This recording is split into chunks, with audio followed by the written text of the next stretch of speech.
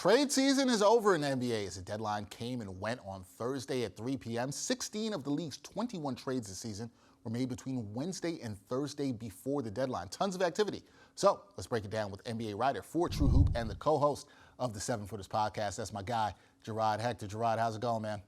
I'm good. Trying to catch up on some rest today after a crazy last few days with this trade deadline. Yeah, it's been a crazy couple of days in the NBA, and there was no bigger trade than Kevin Durant going from the Nets to the Suns. Did the acquisition of Durant make the Suns the favorite to win the NBA title?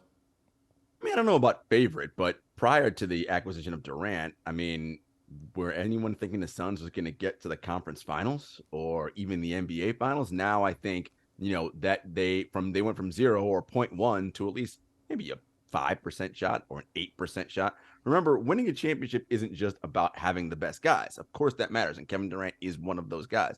It's also about luck, injury health, and a team coalescing and doing everything they can on the right parts of the floor, right? And can you play as little bad players as possible? And when your roster is top heavy, like the Phoenix Suns are now, you don't have the luxury of having great players like Cam Johnson and Mikal Bridges to pick up the slack.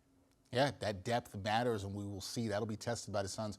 We'll see what they're able to do on the buyout market as we move forward. Now, Jarod, also, so much of the attention surrounding the trade deadline was on the Suns going supernova and trading for Kevin Durant. But what other team or teams do you think really improved their roster at the trade deadline?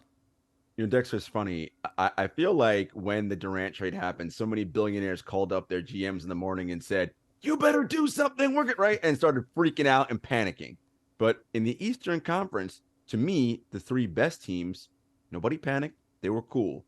Boston, Milwaukee, and Philadelphia, to me, they did all the right things in terms of continuing to bolster what they already have, shore up the defensive, making sure they're still great on the defensive side. In the Western Conference, the addition of Kyrie to Dallas and KD going to Phoenix, right? A lot of these teams have gone offensive top heavy.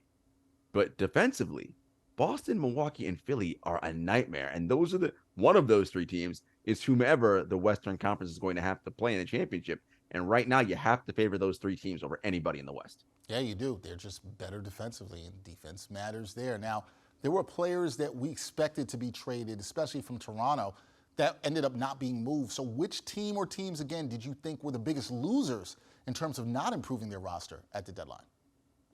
I don't think that the Raptors were losers so much as Masai was just kind of trying to test the water and see, okay, this is what I can get for OG and Pascal now. I can get more this summer, right? Because summertime is when people's books start opening up, more players are available, teams really start to reset and figure out what they want to do. So I'll say Toronto didn't lose. They kind of gauged the market, and if that's what they can get now, they can get more then. I think Golden State, like everybody's big on like the defending champs. All they got to do is be healthy and play. Look, they got Gary Payton II essentially for James Wiseman, right? They traded their number 2 draft pick from a couple of years ago to get Gary Payton II back. Now we know GP2 mattered last year in their finals run, but I think they're a player or two short. They still didn't address their backup center needs for Kevon Looney, and they've gone all in on small ball, and we don't know what this Steph Curry injury situation is. So I think Golden State potentially missed on an opportunity there. All right, Golden State missing on an opportunity there to improve their roster. That is Jarod Hector. You see him on True Hoop, also NBA writer for them and co-host of the 7-Footers podcast. Jarod, always good talking NBA hoops with you. Thank you, man. Thank you.